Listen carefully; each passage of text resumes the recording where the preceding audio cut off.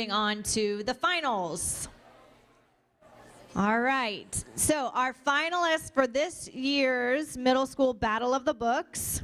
Remember, your team captain will come get their number from over here. Team number 1, Gulf Middle School.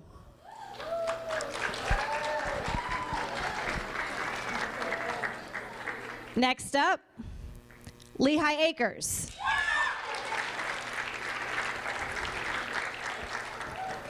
Next, Oasis.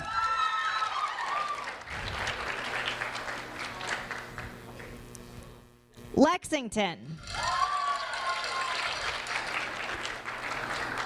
The Alva School. And Paul Laurence Dunbar. So these are your 6 finalists.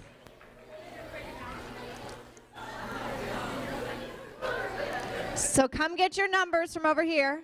It doesn't matter what number I called you out.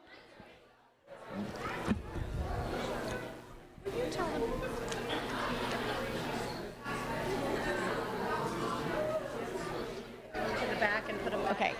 Okay, real quickly before we get started, if anyone took any of the decorations from the Caloosahatchee room that were in the middle of the table, those were not gifts, so we need those to go in the back of the room.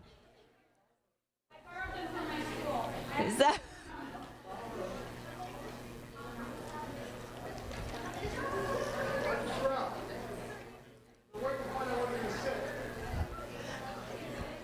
Okay, so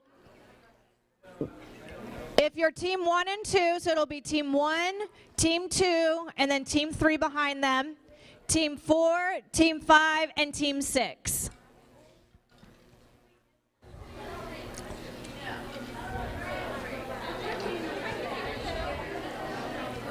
Team 1, team 2, team 3, team 4, team 5, team 6. And when you're configuring, you'll have like 3 in the front and then 3 in the row behind you. So you'll have take up 2 rows. So you'll sit 3 and 3.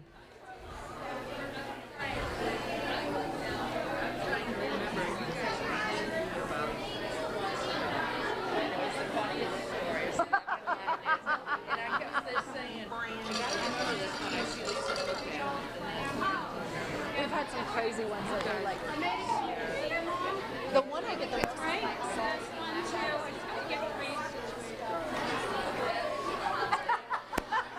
That's been the most memorable. You know, you can't make this stuff up. I know. All right, are our teams settled? Yes? Okay. So they've got to get the books, right? So when do we let them go get the books? Okay, so your first of all, my name's Andy Larson, and I'm the king of the books apparently. So now you get to go get the books and then bring them back, and then we'll start the torture. Okay. So go get the books. Let's start with teams 1 and 2 getting the books first. Okay. Then it's not just the captain. The whole team goes up and gets the books.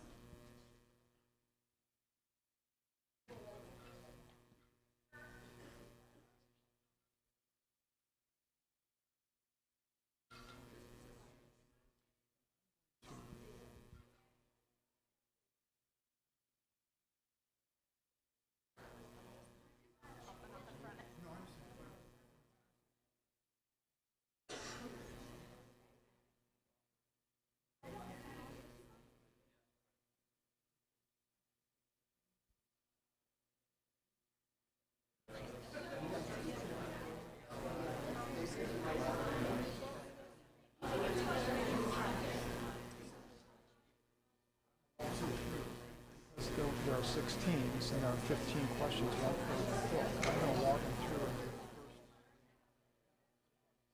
Gotcha. So which responsible to decide. So they have no doubt. I'll have nodded them 3 times. Just takes a little more time. Team 3 and team 4, go back and get your books.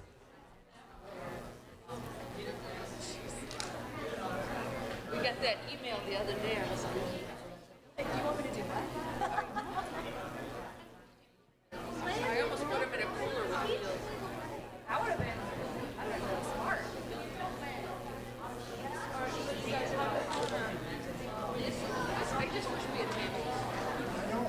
your video shows. Yeah. I agree. That would have been outstanding. Question about that. In the videos,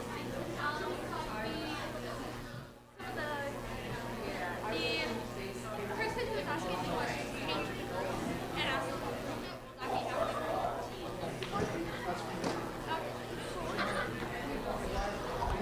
Team 5, you can go get your books. Make sure. I need that in case there was something I just didn't really know. This way, because I was there, close, I was there, yeah, you got it. Team 6, you guys have your books, right?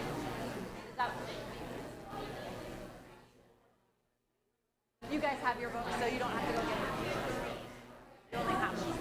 Do you need the rest to go get them then? Okay, the rest you can go get the books.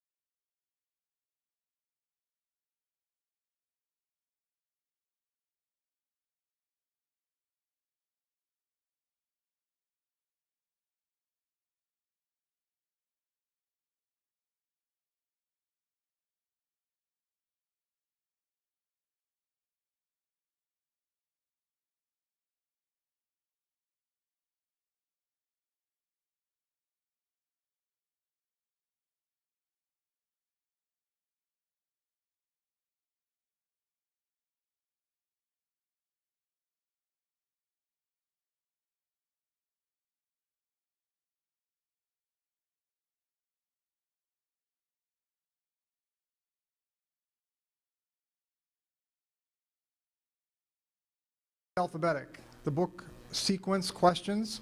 So here's the way it's going to work. I'm just going to tell you the sequence, and you can just put them in order. A Crack in the Sea is first. Clicked is second. Wing and Claw, because it's Forest of Wonders, is the right title name there. Frog Kisser is next at fourth, and Ghost is fifth. Then it goes to How Lunchbox Jones Saved Me. Lose Your Memory, Find Your Life, it's Restart.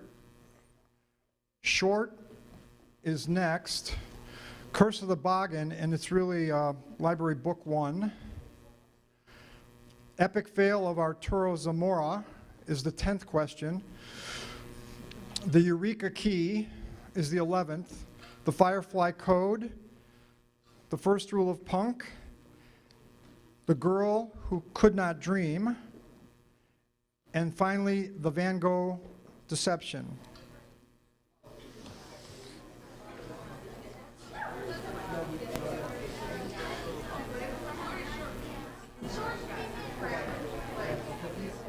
Short was the 8th question.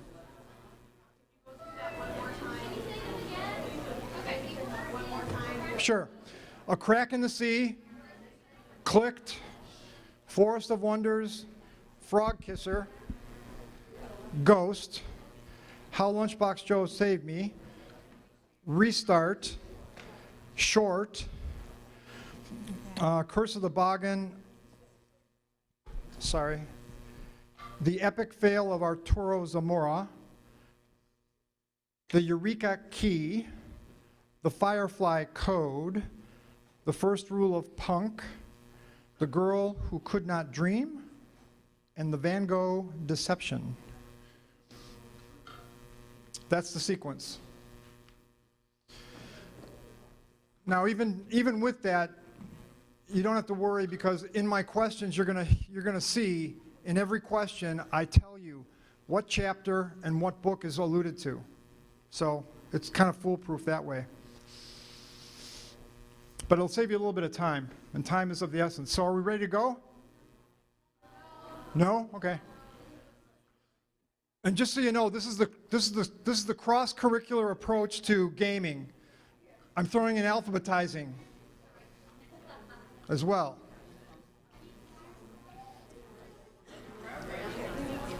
What's that? Yeah, I'm going to give you a 2-minute time frame now to get it together before we start the game, or at least start the narrative about how the game is going to be played.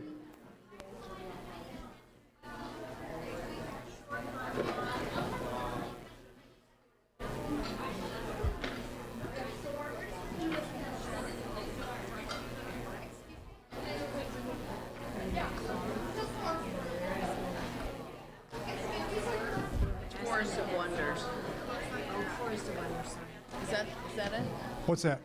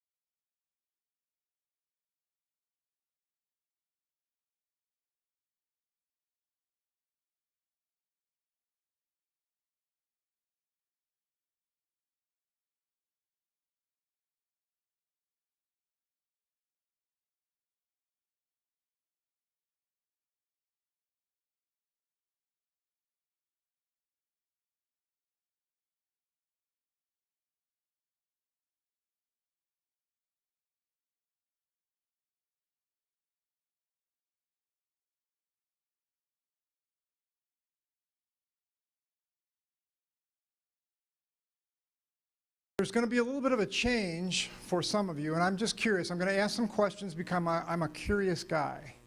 So I'm going to go to each team and I'm going to ask a couple questions. How many of you, raise your hands, have played Cranium Core before? Okay. How many of you have read all 15 of the books? No, just of this team. I'm just going one team at a time, sorry. So, okay. But among you all have read, you've got all the books covered, right? Okay. How many of you have played Cranium Core before? Okay. How many of you read all the books? Okay. And the rest of you have read a portion of them, I assume, right? So you got it covered. Team 3, where's Team 3? Where's your little thingamabobber? There you go. Okay. Because you got to be official, right? How many of you have played Cranium Core before? Okay. How many of you have read all the books? Okay. And I'm not going to ask how many each of you have read, but the more of you that have read more of them, the better. How many of you have played Cranium Core before? Okay, none. How many of you read all the books? All right. Team 5, how many of you have played Cranium Core before?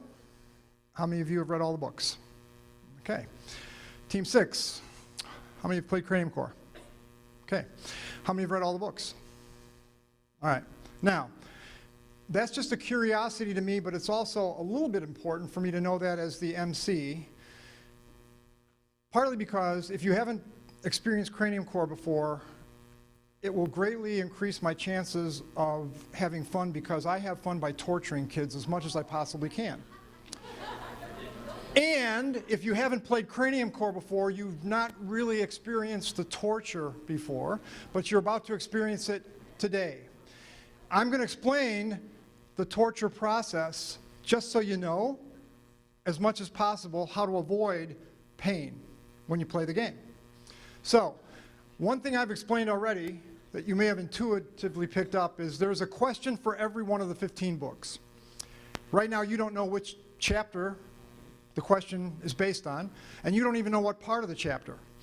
But in the question it will tell you the chapter and the book title. And then, and here's what I'm going to do. How many of you ever watched Jeopardy? Okay. Now, I as an MC have an Alex Trebek wannabe thing going on. By that I mean, when the question appears on the screen, the clock is stopped, I read the question and all the answers, because it's my game and I can do whatever I please. But the advantage for you is you're going to get about 10 or 15 seconds extra between the time I read it and read all the answers, because once you see the chapter in the book, you're going to be open to that chapter and you're going to be looking for the answer, because the questions that I ask are much different than questions that you normally experience with other things. So my questions are going to, that's where the torture comes in. So it's mostly mental torture, although I will tell you, it did my heart really well to see all you struggling with the books, because I think that's a physical fitness aspect of this gaming that I hadn't even anticipated. So good for you on that one. So the other thing that you need to know is there are 100 points. You may already know this, but there are 100 points for every question. When you play Cranium Core, because I'm a benevolent game show host, do you know what that means? Does anyone know what benevolent means? This is, again, the cross-curricular approach to education. I torture people with vocabulary. So benevolent means I'm good-looking and smart. No. It means I'm nice or kind. And because I'm a kind game show host, every team will have 3 chances to answer the question. But here's the deal. How many of you want to win this game? Okay. I'm going to give you a hot tip here. The teams that do this next section that I'm about to explain best usually do the best at the game. I'm not going to say they're going to win, but they do the best. And here's what I mean. If you get it right the first time, you get all 100 points. If you get it right the second time, you get 50. If you get it right the third time, you get 25. If you miss it 3 times or the clock runs out, you get no points. Now let me talk about the clock running out. I alluded to the clock. It stopped until I read the question and all the answers, and then my exceptional game show host here, partner, who's working the computer, will then start the clock, which will be up in the upper right-hand corner.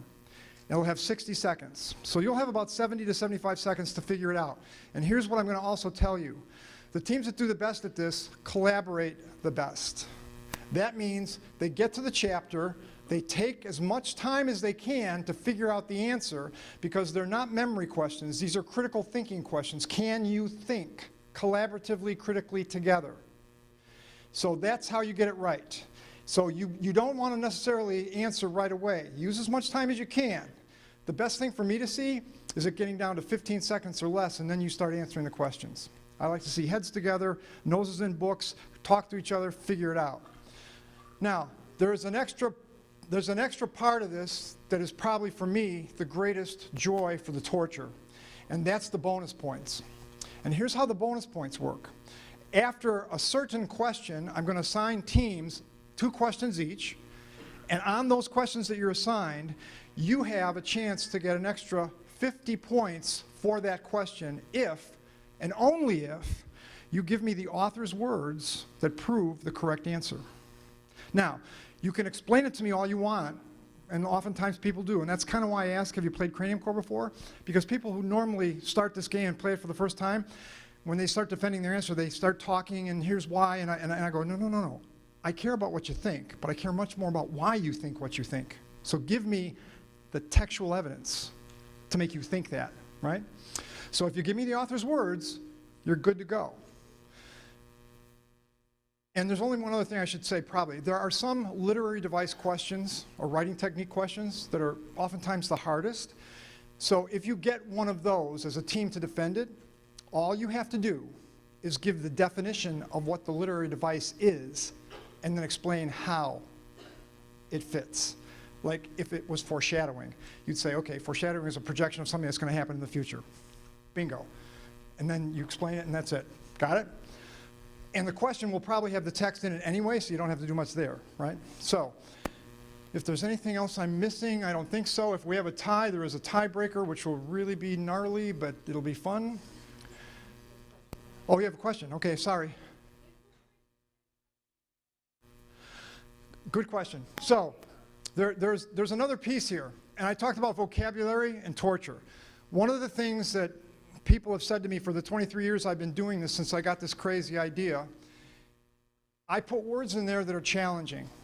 And sometimes teachers get really upset because I put words in that are just too hard. And I smile at that because I like that. And I give students the chance to look up the words in a dictionary, or you can Google it. Doesn't matter to me. Okay. All right. Just the dictionary. So if there's a word you need to look up, you just have to be quick. Look it up and share it with the people, because if you don't know a word in the question of the answers, your chances go way down of possibly getting it right. So with all that being said, there's a process to start this, and here's what we're going to do. You've got team numbers, and those team numbers are not for you, they're for me, really, to know the sequence. Because here's the way it's going to work. And I don't know what your team names are, but once we sign in on the sign-up screen, there's a certain process that I want you to follow. And this is the can you follow directions part of the gameplay. The numbers are there because I want the teams to sign in the sequence of the numbers. So when we look on the screen and we finally see what the game code is on the computer, and let's go there right now. And what I want you to do on your computer is get to a browser, preferably Google.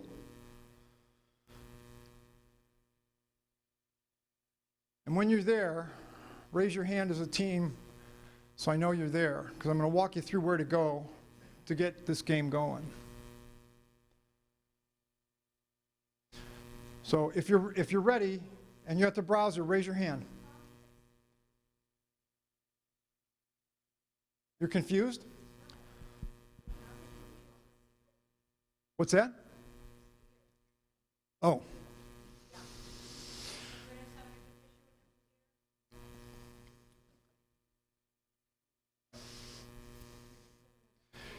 Yeah, keep your arms up, because again, this is part of the torture. So when you're there, you have a question? It's going to say part 1, part 2. Yeah, so you'll know exactly where it is. Because the chapters cut through the parts anyway, but on that book I do have it divided in parts. So you there? You there? You there? No, not yet. Technology, you gotta love it. Now, while we're waiting, it's going to ask you for two things when you finally get to the URL that I'm going to give you the address for. You have a question? Are you ready? Ready, okay.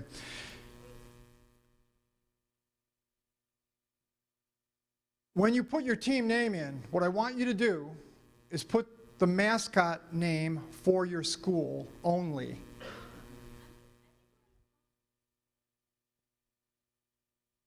I can't hear you.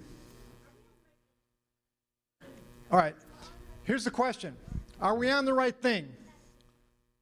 Whatever that means. But I'm interpreting that to mean you think you're looking for that, and I'm telling you I want you just to go to a browser. If you get to a browser, you're at the right thing. And then I'm going to give you the address to get to the right thing. So when you're at a browser, raise your hand. When you've got a browser on the screen, raise your hand. You guys aren't there yet? Okay, so here's the URL or address to go to. remote.craniumcore.com. And you know how to spell cranium core, and there are no spaces. remote.craniumcore.com. It's right up there on the screen. And when you're there, raise your hand. And it should be asking you for two things. And you guys don't have a computer yet, right? All right. You there? All right. So we're just waiting for a computer that'll work for Team 1. Technology, right?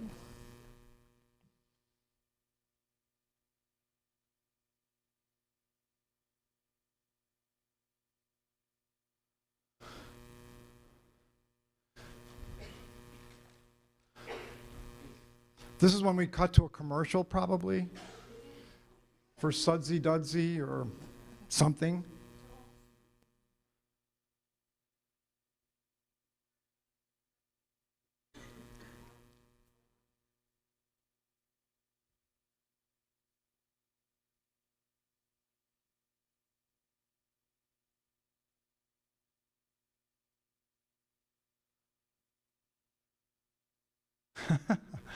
Looking.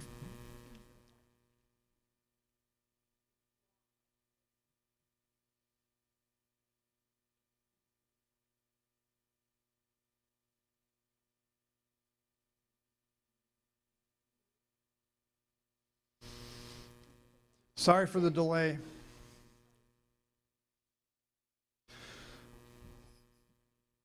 But if you're nervous, it'll help make you more nervous just waiting, which is, again, a good thing for me.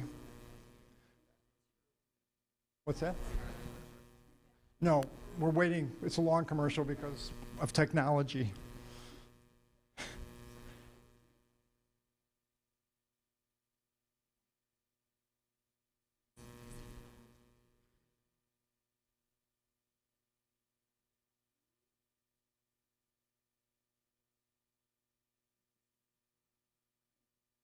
You could use my Mac, I suppose.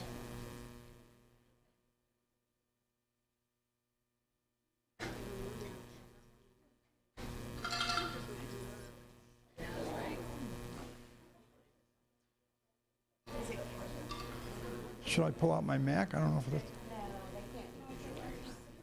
Okay.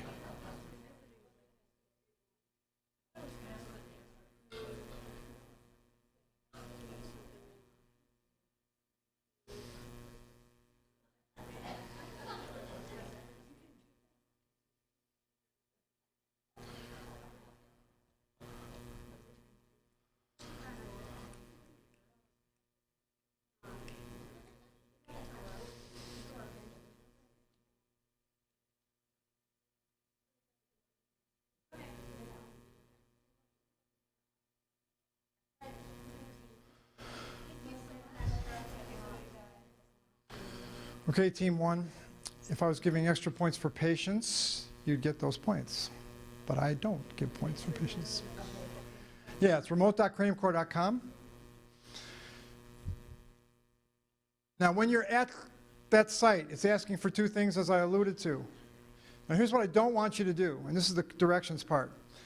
I want you to type in where the name, team name is. I want you to type your school mascot name only, and then the game code is ZPUAN, but I do not want you to hit connect yet. And once you have those two things in, raise your hand as a team.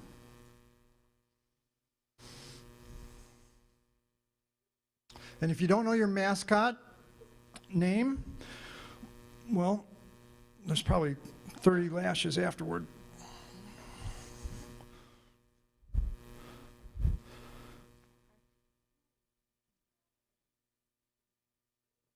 You got it? Okay, so hands up when you're ready, when you've got those two things in. Now here's what we're going to do. And this is the nerdy side of it. This is going to be a little bit of a test. I'm going to say team one connect, and then we're going to count and see how many seconds it takes for it to go from here to St. Louis, Missouri, and then to that computer. So team one hit connect. So that was about 2-3 seconds. Team two hit connect. Team three hit connect. Team four.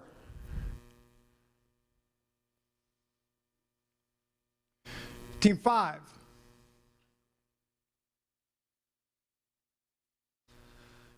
And finally, team six.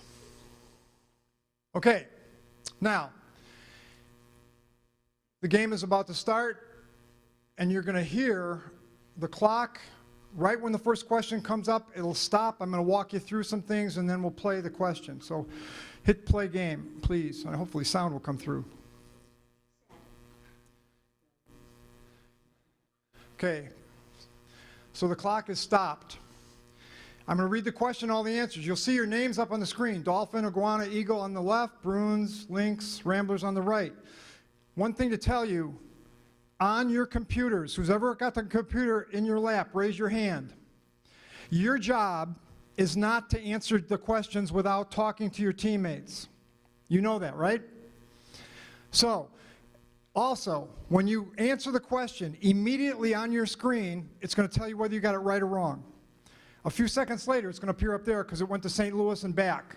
So if you want the immediate response, look on your computers. It'll save you a couple seconds. So I'm going to read the question and all the answers, and then the clock is going to start again. Toward the end of part one other thing I'm going to tell you. This is important. On the first three questions, I am going to model what I'm looking for defending the answer to get the extra 50 points when it's your turn. And did I tell you what numbers you're going to do? Here's the way it's going to work. Team one, you're going to defend the answers for number 4 and number 10. Team two, you're going to defend the answers for 5 and 11. Team 3, 6, 12.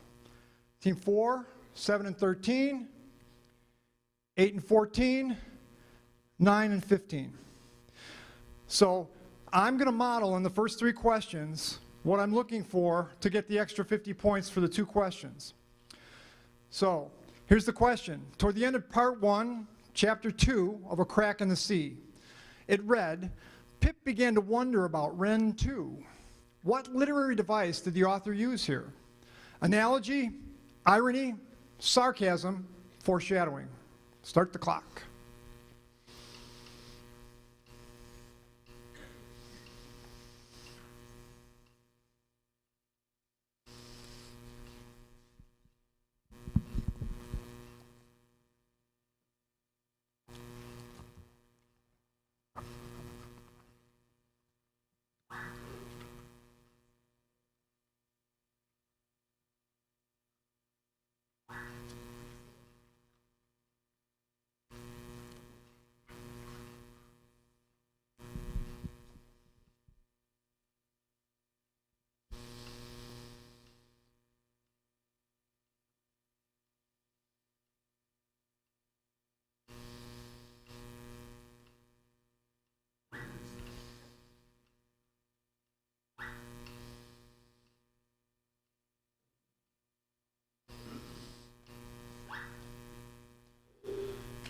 Okay, now, there's going to be a 1-minute time frame for the defending the answer, too.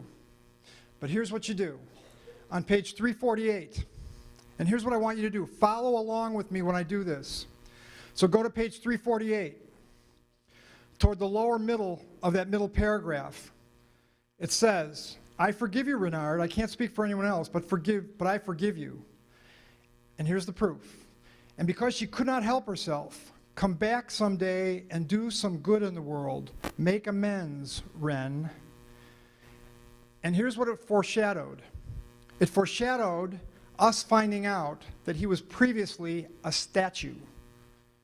And that's why there was a suspect nature to this when Pip began to wonder. So that's how you get the proof. So next question. 4-way tie for first, but that will change.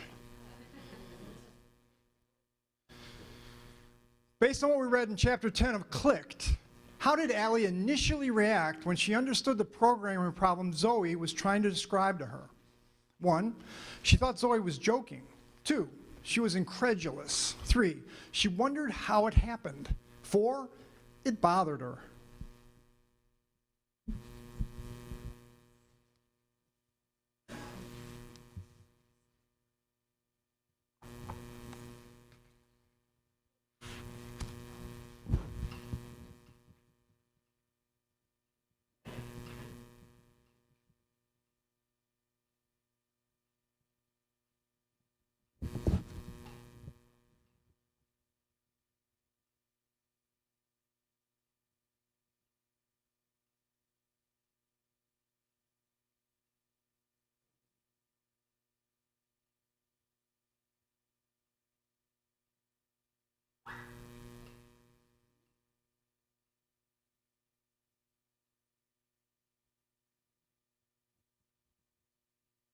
Yeah, you can talk to each other, by the way. That's the collaboration part. Unless, of course, you've got it down to where you're thinking together and you're not talking. That's superlative.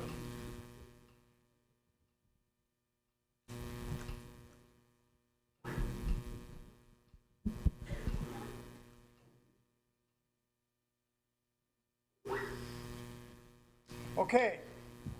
The proof of this one is on the bottom of page 93. Turn to page 93 and you'll see at the bottom, in the last paragraph, it says, I checked anyway just to be sure, and it's not in my feed. I didn't send this to anyone, not one single person. Now it was Allie's turn to feel the color drain from her face. Are you 100% sure? So it doesn't say it bothered her, but it describes it bothered her, right? So that's what you have to do to get the evidence for that one. Next question, please. Now we have a 1-way tie for first, if there is such a thing. Bruins in the lead. In chapter 16 of Forest of Wonders, which of these was Rafa's biggest concern as he finally made it to Gareth and Ansel's new home, given our text?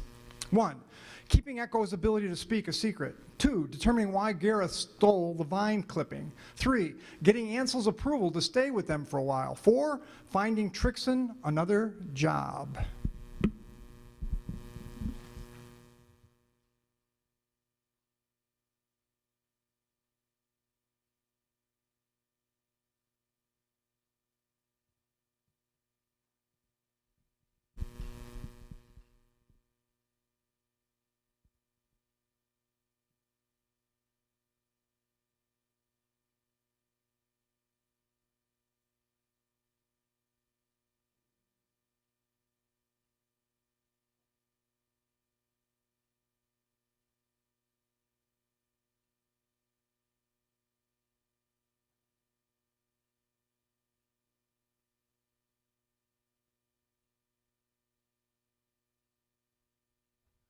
Fifteen seconds.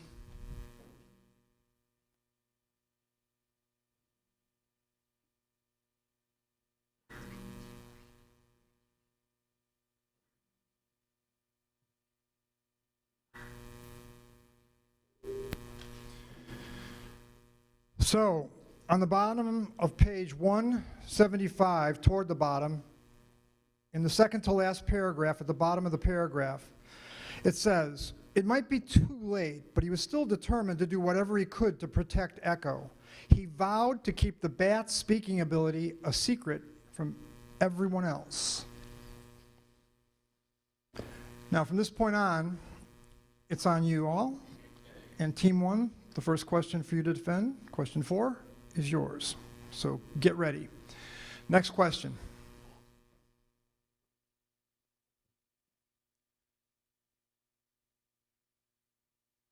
So now the iguanas are in the lead, and there'll be some changes here, back and forth, I'm sure. In Chapter 12 of Frog Kisser, which of these issues weighed the heaviest on Anya's mind, according to what we read? 1, whether to wait for Bert. 2, whether to help Smoothie change back. 3, whether or not to pursue the weasel soldier and catch it. 4, how to get a cockatrice's tail feathers.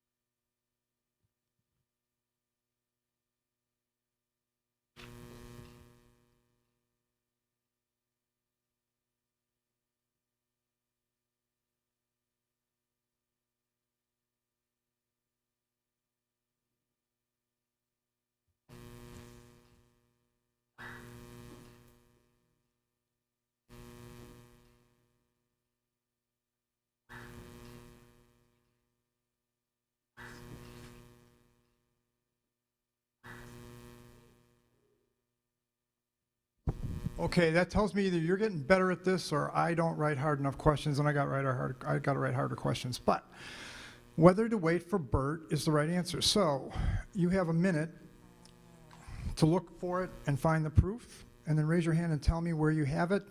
And here's what I want you to do, just like I did. Page number, location on the page, top, bottom, middle, and then the author's words.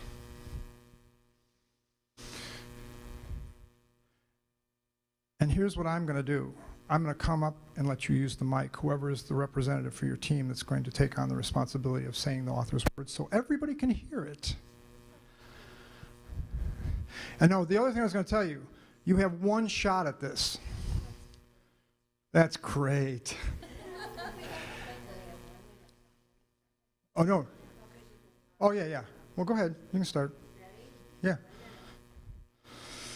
So Team 1, you just got an extra whole minute probably out of that.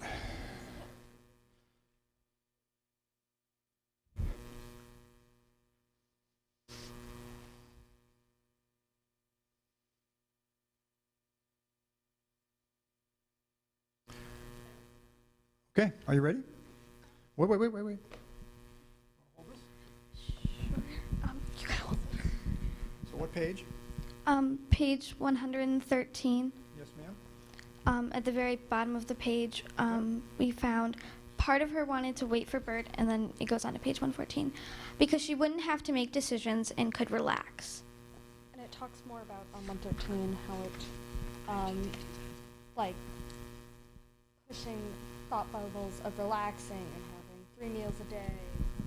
All right, well, you got it. You nailed it. So good job. And that deserves a round of applause.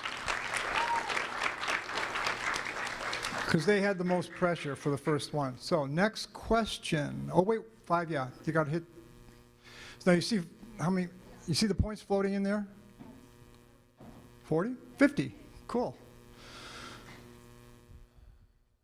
Next question. And this is why, just so you know, we don't need the judges. Because we've got the computer. But these guys are great for what they do for the old way of doing it. And the fact that they're here is a big deal. Because they get to appreciate the whole process. So, at the end of chapter 2 of Ghost, given our text, how did Coach's term problem most compare with Cass's mom's term problem? 1, they were similar but different. 2, they were similar. 3, they were different. 4, they were opposite. And this is Team 2's turn to defend.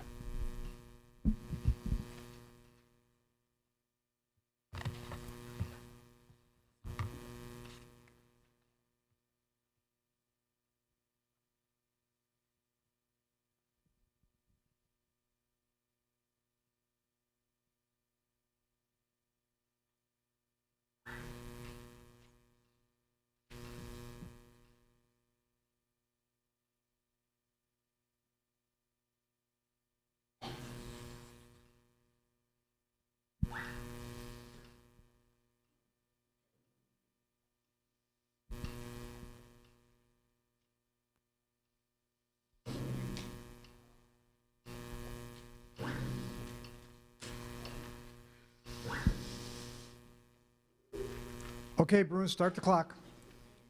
You got a minute. That's a good technique, giving the book to someone else and letting them look at it. It's like passing the ball. Let them shoot it.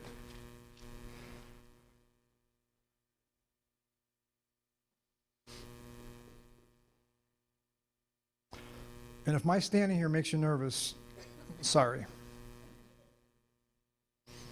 I've got the mic, and you gotta talk to the mic.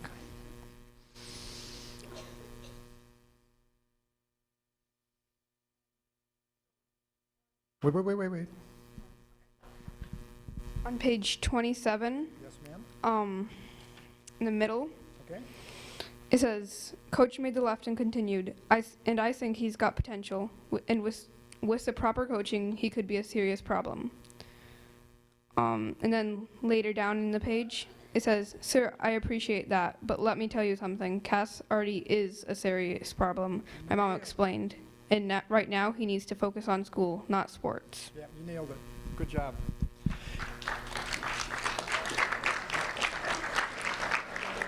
Now, you know what's impressive about that? I didn't even have to say, you got to give me two things. But you did. You gave me two things, because if they're opposite, you got to give me one and then the other, and how they compare with one another. What's that? That was the Bruins, yeah. Now, the interesting thing on this one is they got it wrong. But they still got points because they found the evidence once they realized what the right answer was. And isn't it too bad that you didn't think of that before you answered? But that's okay. That's part of the process. So we got a race going here. And it's going to get probably more interesting as time goes by. According to Luke's perspective in chapter 6 of How Lunchbox Jones Saved Me, how did Missy's personality most compare to her with her physicality? 1, they were identical. 2, they were opposite. 3, they were different. 4, they were similar.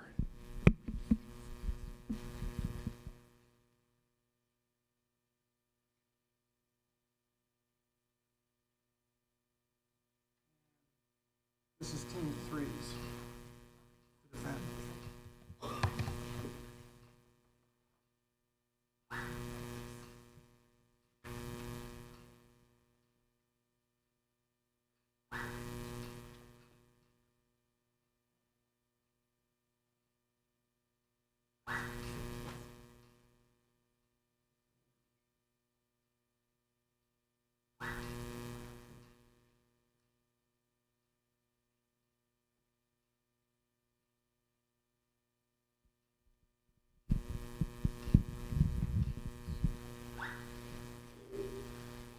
Okay, good job, Team 1. You took as much time as you could. That's a good thing.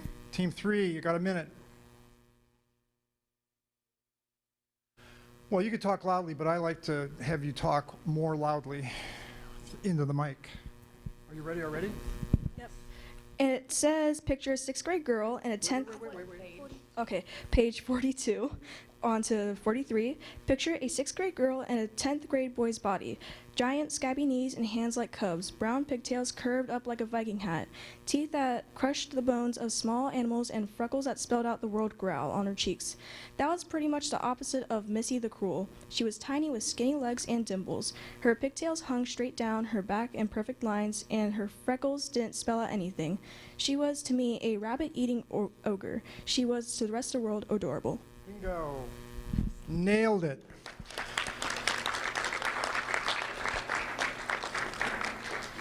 Now, when I write these questions, to let you know what I do when I write these questions, and there are like, I don't know, I have 900 questions for the SSY or AFTR books for the last 4 years, each year. But I put a discussion guide in there that has the ability to print out where that evidence is so the teacher knows exactly where it is. And here's the interesting thing I'm going to tell you. My proof was just the last 2 sentences. She was to me a rabbit-eating ogre. She was to the rest of the world adorable. Now that says the same thing, but what you did is you gave the background to that, so that's fine. You know, more is sometimes better. But cutting to the chase is also a good thing too. So good job, you got it. And Eagle has jumped into the lead, but I'm guessing again this is going to change a bit over time as we play. In Chapter 6 of Restart, Brendan reflects, recruiting him is like inviting a shark over for sushi. This would best be described as blank. 1, a simile. 2, a very poor joke. 3, a statement of admiration. 4, a bad omen.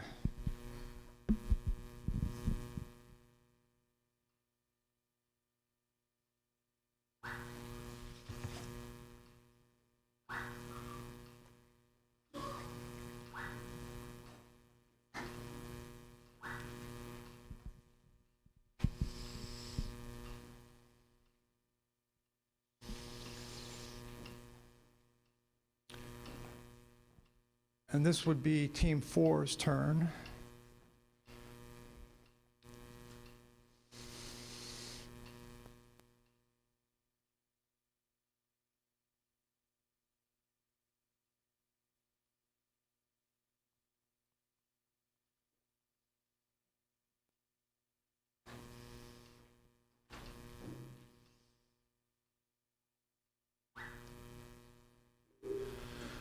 Okay, you got a minute.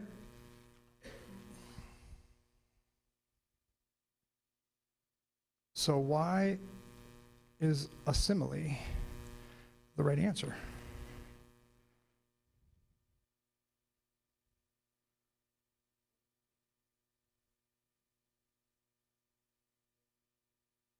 Oh, wait. Your hands are really full. Ah, the dictionary.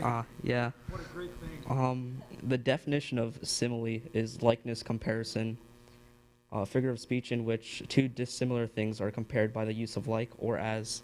And in the quote from the book, it says, recruiting him is like inviting a shark over for sushi. Absolutely. Good job. Good job. You gotta love dictionaries.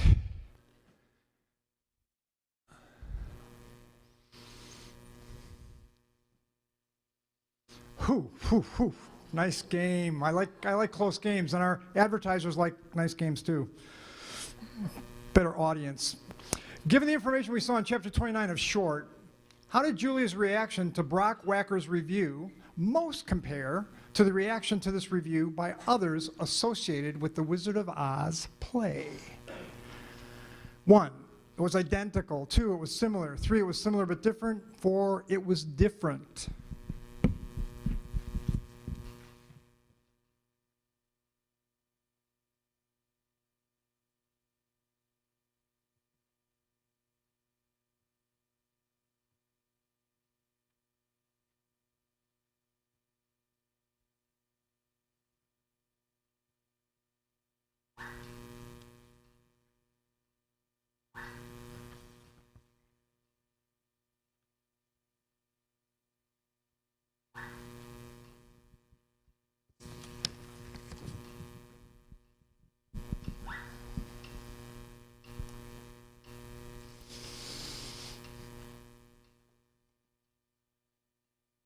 I didn't already tell you, but you know, I think you're next in line for the guillotine.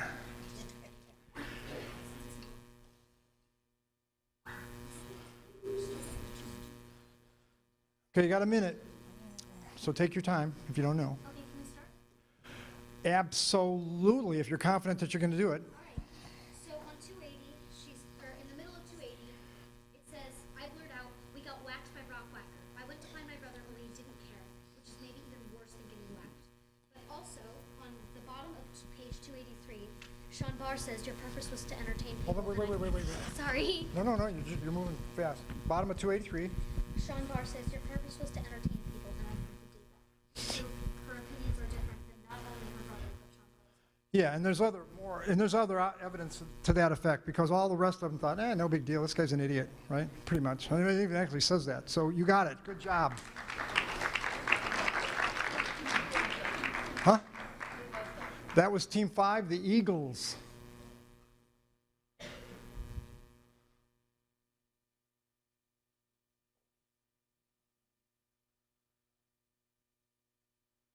And the Eagles are in the lead, but it's still a close game, anybody's game.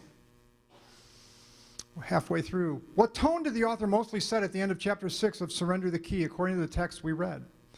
A frightened tone, a frustrated tone, a determined tone, a mysterious tone. And this is yours, Team 6.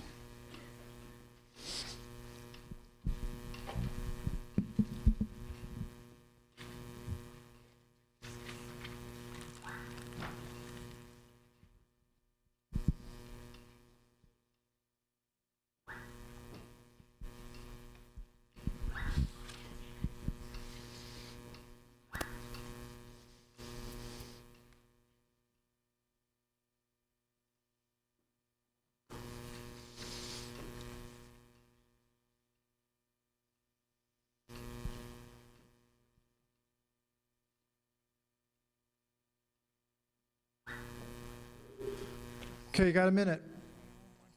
Clock's running, so, oh, you got it? Here you go. It says on the bottom of page 67, "I get it," I said, and took off after the kid. It was a totally brazen move. He wasn't my brother, and this wasn't my house. But if my real father wanted me to have the key, nobody was going to keep it from me. Absolutely. And that last part was the key. Nobody was going to keep it from me.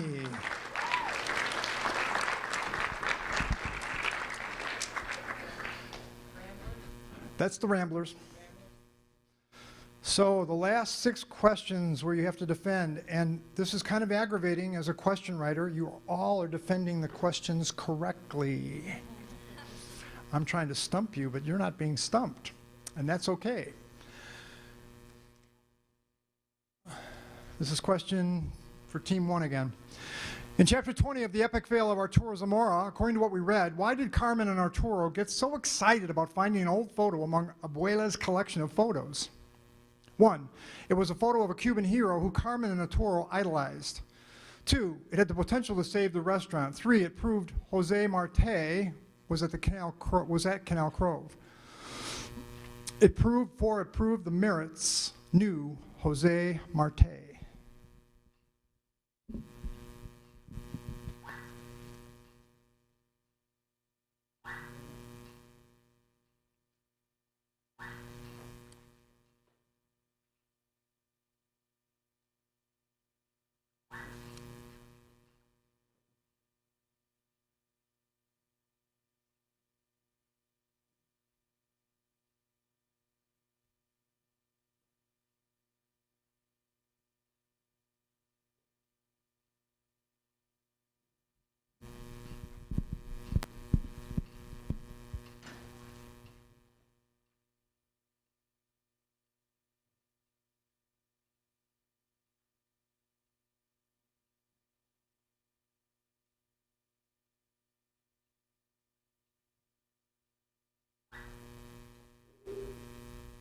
Okay, you got a minute.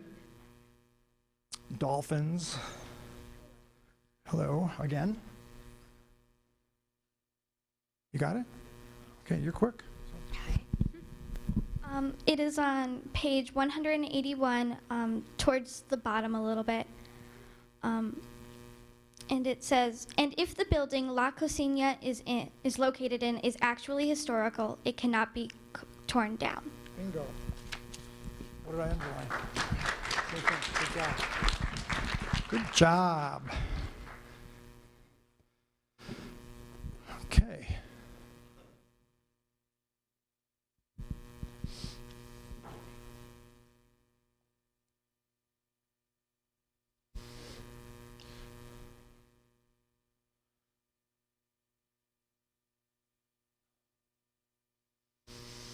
Still, Eagles in the lead, but it's still a close race.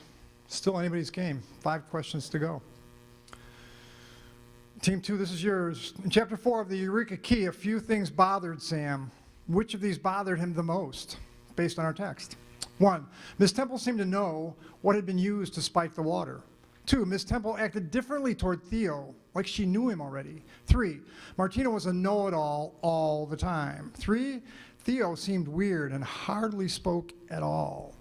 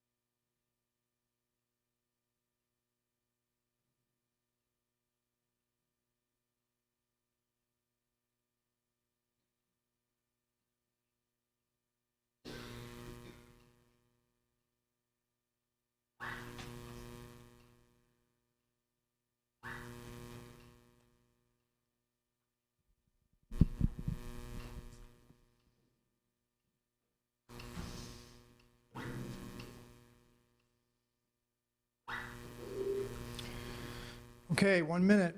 Start the clock.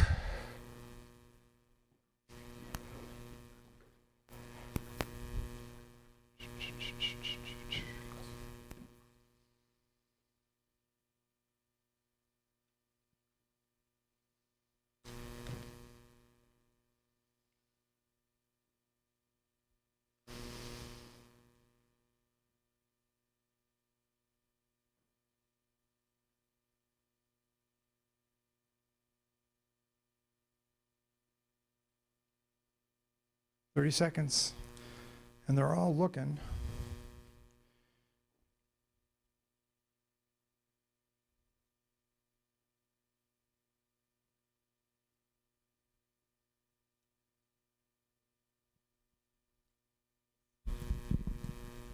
On page 48, it says, this way. Okay, where on 48?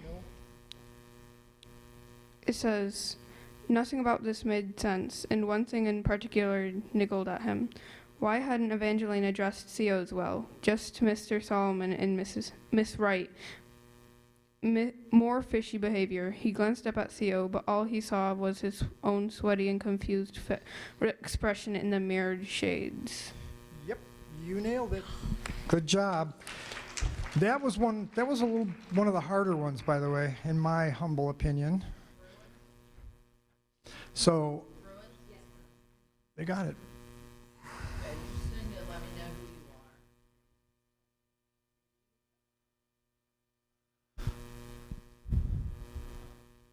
Still too close to call at this point. Eagles look like they're barely in the lead now. And that will change, maybe. According to our text in chapter 27 of the Firefly Code, how did Maury initially feel when she heard her parents talk about dampening her bravery? 1, hurt. 2, confused. 3, angry. 4, betrayed.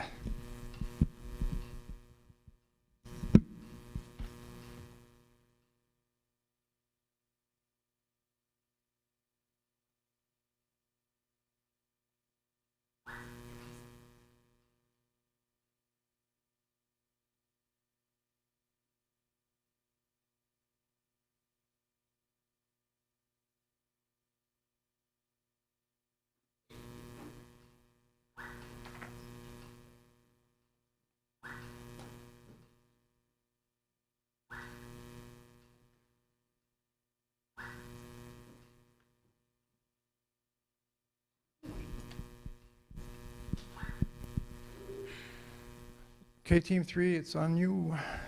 You ready? Okay. Good job. So the text evidence starts on page 287 and ends at 288. So first it says, every bit of me froze. My body and my breath, even my heart, stopped cold. They've always told me they dampened me, but they had. They always told me they never dampened me, but they had. I wrapped my arms around my stomach. I twisted my...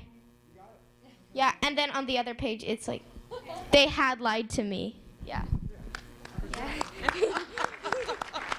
much? I know what you're trying to do. You're trying to get extra credit to get more points to win the game, but it's not going to work.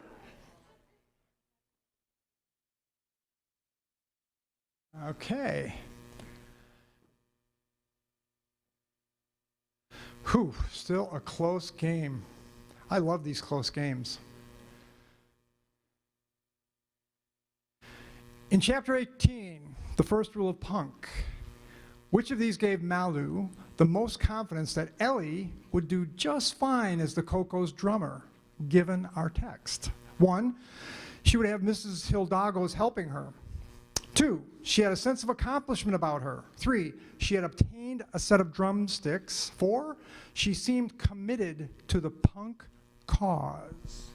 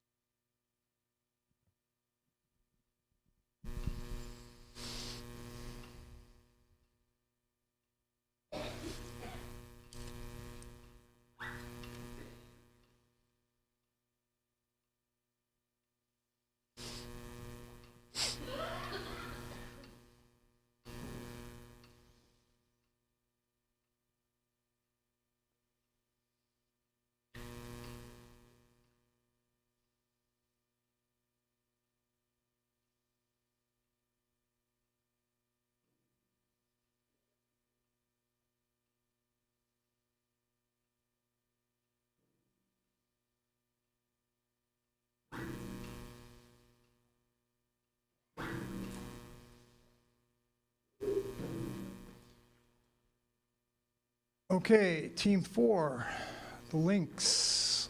You got a minute to find the text evidence.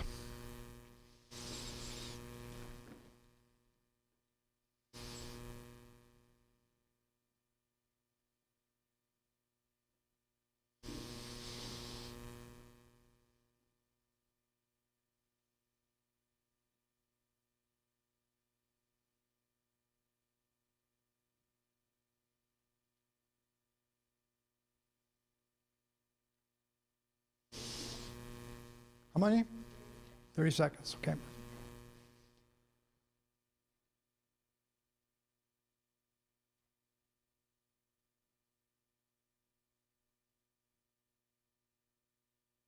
You got it?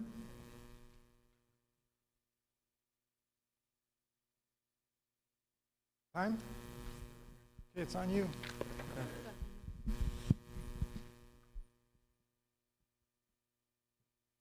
What page? 155. 155? That's it? Yeah. Okay, I just want to make sure I heard it right. It said We're on 155, top, bottom, middle? bottom. Bottom? Yeah. It says punk rock is all about DIY, which is like, and that stands for do it yourself, and that includes learning how to play an instrument. And then I smiled at Ellie. I was secretly happy to have another girl in the band, so she was like, she was proud of her for like trying, because she had made it herself. Now, you're talking about Ellie right now, right? Yeah. I smiled at Ellie, but who's saying that? Punk rock is all about DIY. That was Malu. Malu, yeah. Yeah. So Malu's got confidence in Ellie, Yeah. but how do we know that Ellie has a sense of accomplishment about her? I can't give you that. Okay. Can't give you that. Because what you just gave me was Malu's perspective. I'm looking at the proof from Ellie's standpoint. And just to give you the evidence here. Sorry. I just want you to understand this. In the middle of page 160, it says, "It made sense to me." This is Malu talking, or thinking, really, just thinking. "She seemed like the kind of kid who was determined to do well at everything she tried," right? But you know what? I'll tell you what I'm going to do. Because that does speak of sense of accomplishment, and that still was Malu's thinking about Ellie and the way she acted. The other one did too, in an indirect way. So I'm going to give you that one because both of them kind of prove the same thing in a different way. So I'm going to give you that one. That's good.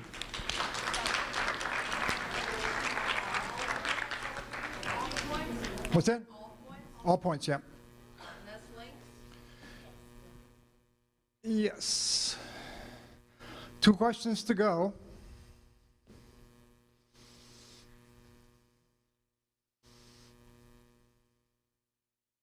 Oh boy. It's way too close to call at this point with 2 questions to go. This ought to be a very interesting end. At the start of chapter 10 of The Girl Who Could Not Dream, why, mostly, was it so important that Sophie tried to sound calm and logical while explaining things to Ethan? 1, Sophie didn't want to scare Ethan. 2, Sophie worried that Ethan might say something to the night watchman group. 3, Sophie was practicing being calm in case the police showed up. 4, Sophie didn't know at this point if Ethan could be trusted.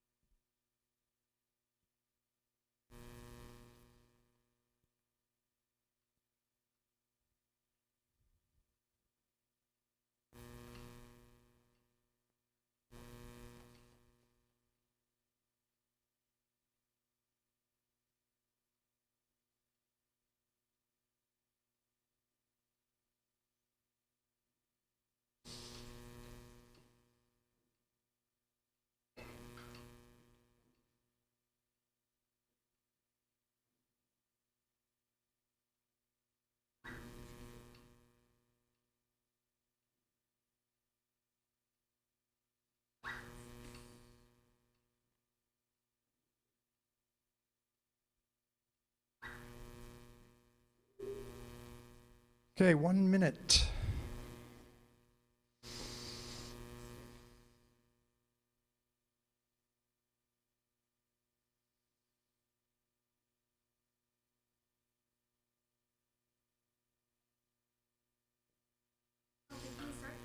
Sure.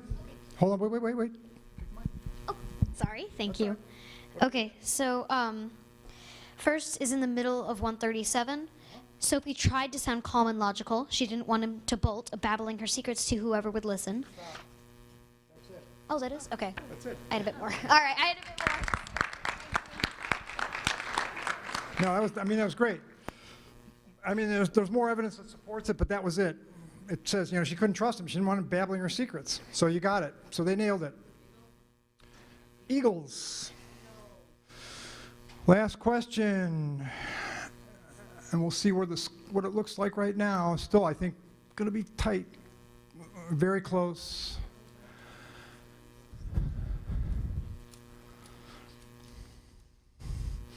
Which of these could the reader conclude after reading the end of chapter 12 of the Van Gogh Deception? 1, Roger Billette was in cahoots with Dorchek Palmer. 2, all of these are correct. Stop the clock if you can. Dr. Hamilton is dead. 4, Elizabeth Downing can't be trusted.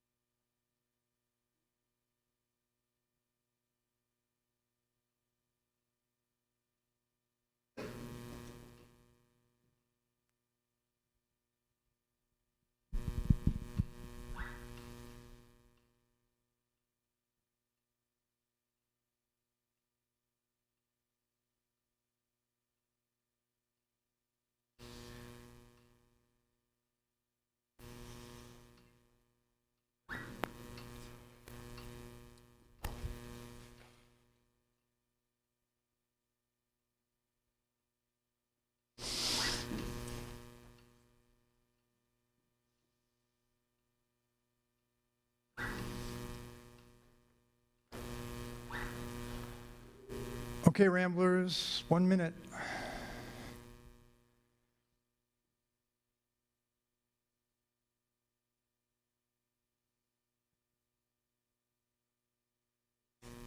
You got it? Okay. This is going to prove that Billette was in cahoots with Dorchek Palmer. Roger Billette took his seat. Page on.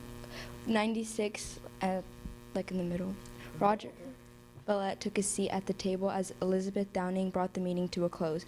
His hand felt as if it would explode. He had feared that he wouldn't make it through the meeting in the inevitable resistance from the board's notoriously member, but Billette had, and in the aftermath of his confirmation with the Secretary of State, the board had voted unanimously to vote the acquisition of the Van Gogh painting as soon as Dr. Hamilton's final report was received.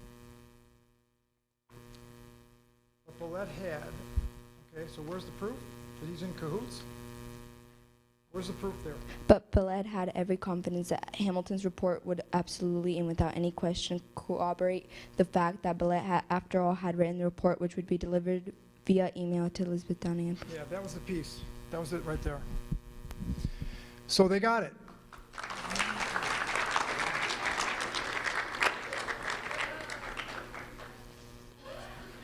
And you could have read the whole chapter. That would have probably done it too, if you wanted to. So no. So now you got to see who won. We announced the winners, so we're not letting you guys see just yet. Oh.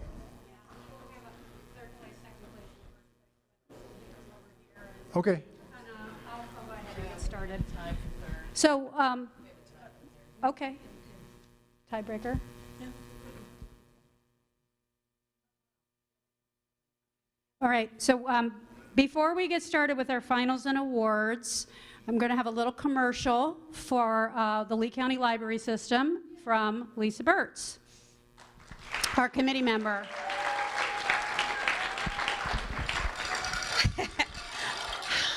Hi. So I am Lisa Burtz. I am the teen librarian at the Lakes Regional Library, but I'm here to speak on behalf of the entire Lee Library System. Are there any readers in this room? Oh, there are a couple. Okay, good. So you guys will love this summer. every summer we do our summer reading program, and this year for our teens, just for signing up for summer reading, and you do not have to have a library card to sign up for summer reading. We would love for you to have a library card, but you don't have to have one. You go into your library, whichever library that is, you will get a Chipotle gift card. Not gift card, coupon. You will get a Dairy Queen frequent reader coupon that has, you can earn several different treats on there. You will, of course, get a free book, and some of the books that we ordered are next year's Sunshine State readers. So you'll get those 3 things. You can also register every day, 1 time per day, to win 2 jump passes for Sky Zone. Each of our 13 branches will give away 2 jump passes each week. So the Sky Zone, Chipotle, Dairy Queen, a free book, and then of course during the summer we have events for you guys. So we have 6 events throughout the summer, and they're all going to be super fun. Our theme this year is a universe of stories, so a lot of our branches have cosmic slime and astronaut themes and solar system themes for their programs. So make sure this summer, did you get your buttons in your bags? All right, those were pretty cool, right? Your buttons in your bags were pretty cool, right? Good. So you guys just make sure you get out to your libraries this summer. We would love to have you. We plan this just for you, okay? Thank you.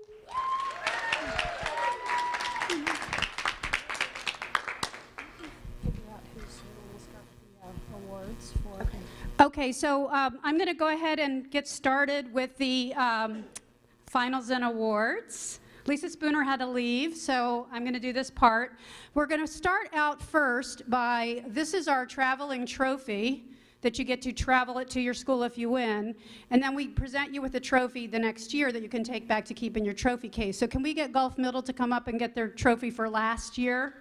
Can you hand me it? Can you hand me the trophy? The one that says Gulf? So come on up and you guys can take another picture. And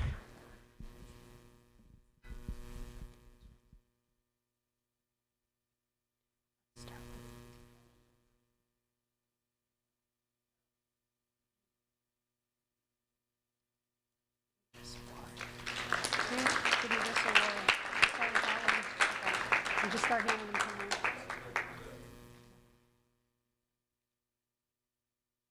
Okay, next we're going to do our special recognition awards. So we're going to start with an award for outstanding creativity. This team blew both the judges and myself away with their costume. They dressed up as something that was mentioned in the book, happened to be my favorite book growing up, The Outsiders. So come on up and get your Outstanding Creativity Award. You can all come up.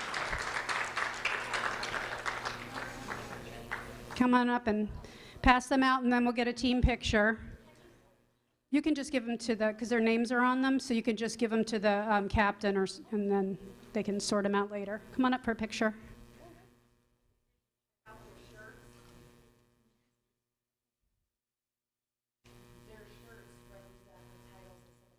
Nice. Doesn't get much more creative than that. Okay, you can sort them out later. Just smile for the camera.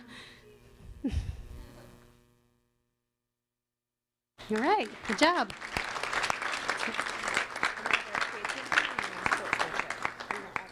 I don't care. Who?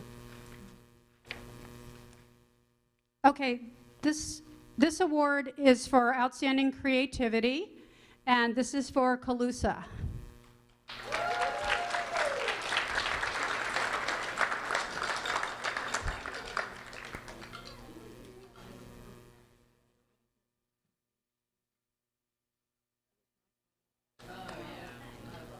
Okay. This is They left. They left. Yeah. so that I can reprint these. Yeah, because we'll have to pony them to them. Yeah, we'll have to pony them to them. We'll have to pony them to them. I'll just mention it. Look at this.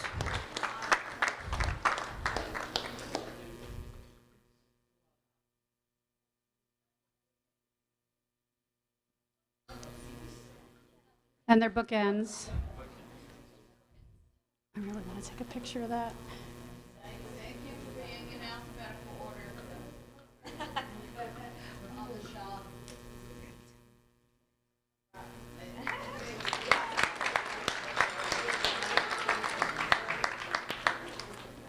Okay, we have one more award for outstanding creativity, and that's for Paul Laurence Dunbar Middle.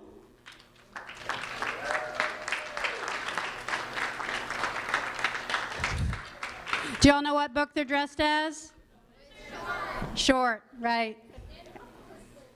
And there was a mention of the book in another book, too. First Rule of Punk. Thank you. So cute. I want a picture of that.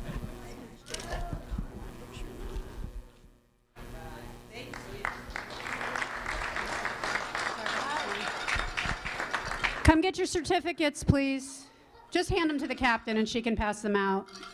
That's okay.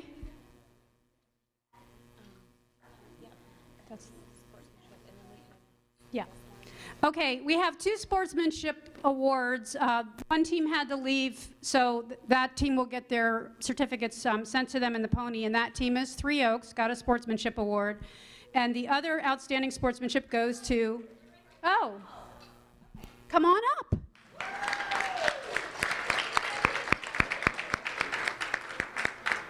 Just fix them. We don't have certificates for them because they're messed up. We have to reprint them. So we'll just get a picture. We're just going to get a picture and we'll give you your certificates in a minute. I lost my list. Can you find my list of 3, 2, 1 of the winners? I got it. Is that it? Okay. You wrote who the team was next to it? Okay. And hold that. That's for the next one.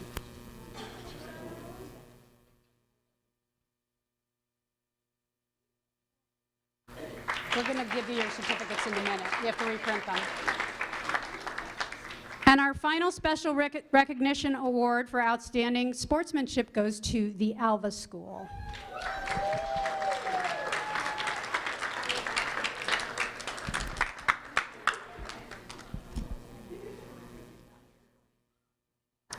Okay, so you're going to do these.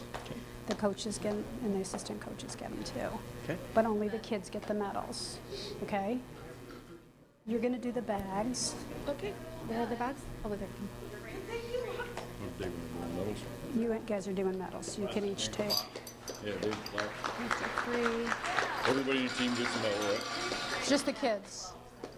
Just the kids. Give him 3. This is third place, right? So coach and assistant coach, so 2 per team.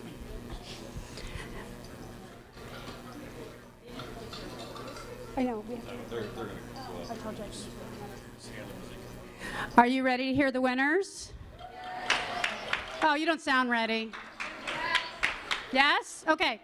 So in third place is getting the second copy of Surrender the Key. Eureka Key? Eureka Key, the second copy of the Eagle's Quill. They're getting something from Suncoast, and they're getting a medal. And that goes to signed copies from the author we just Skyped with, the Lehigh Bruins. So you want to grab the bags and then come. 6 bags.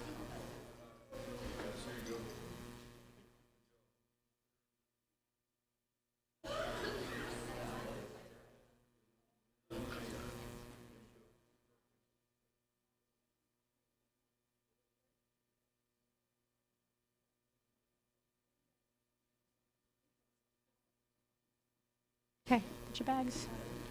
Come on up here for a picture. Did you get your bag? Did you get your bag?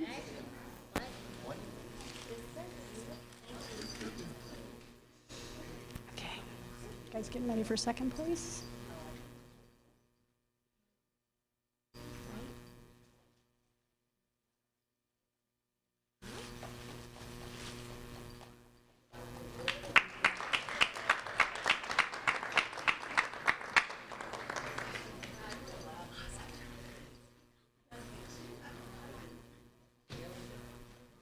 Second place is getting the same thing, signed copy of the book, second place medals, something from Suncoast.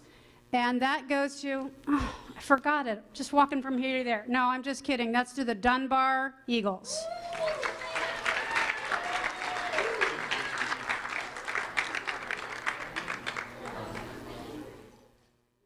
Karen, he gives out the envelope with 2 on it, right?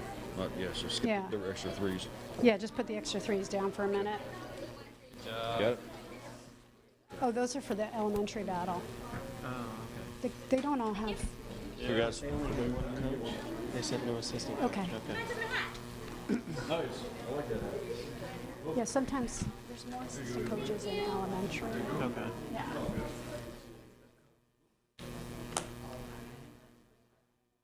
Got these, get them out of your way.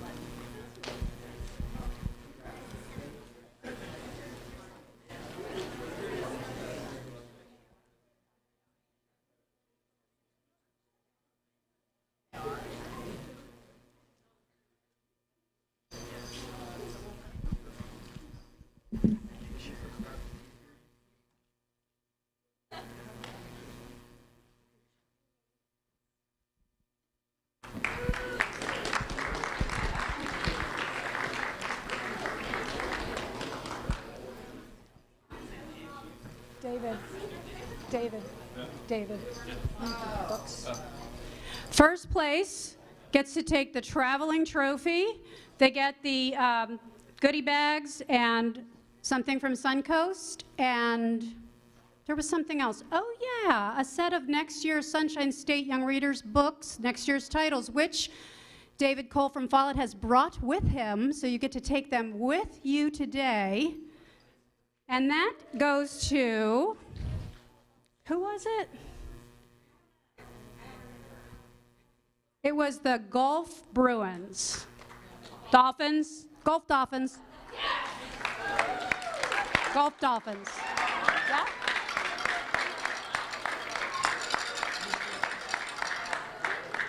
Sorry, didn't mean to call you Bruins.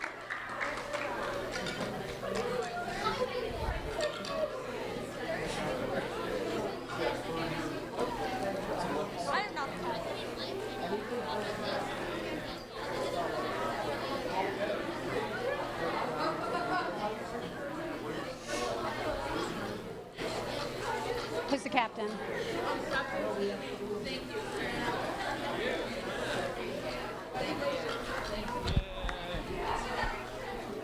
What time are we going to be here next week?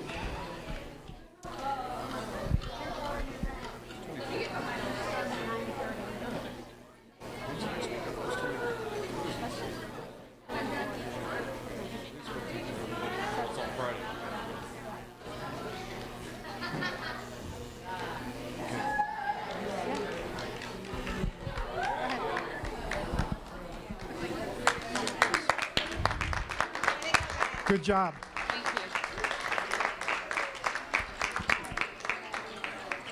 And just for what it's worth,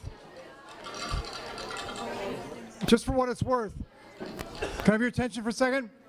Just for what it's worth, what you don't know but I do, because I do this for other counties, that was a really close game top to bottom. The difference between the winning team and the second place team was 25 points, 1,300 to 1,275. That was less than 1% difference. And the other teams were that close in second, third, and fourth place. So you all did amazingly well. The other thing I'm going to tell you, and this is kind of a dream that I've had for years that Dr. Sherrill knows about. 2 weeks ago, 6 winning high school teams from different counties in the state of Florida from their schools competed using Cranium Core for the FTR titles, with me as the game show host. Pinellas County won, and it was an amazing experience. And the dream is, let's imagine you, the winners of your county, go against other teams, either in this region or in the state, without leaving your building. Logistically, you're sitting in your building playing teams in the state, and that's why it's such a remarkable, authentic, relevant way to use technology. And that's my dream. So next year, if it catches on, we want to do it for the middle schools and for the elementaries as well in the state of Florida, because we want to be the first state ever to have a state championship Battle of the Books competition. Wouldn't that be cool? But it could be done. Well, technologically it's done, and I'd be the MC, so hopefully you'd be there. Thank you. Can you help me thank Andy Larson, please? He put a lot of work into this. Help me thank the Book Battle Committee, judges. This concludes the 2019 Middle School Battle of the Books. Please make sure you get your books that you brought with you. And boys and girls, one more thing, just quickly. I didn't get any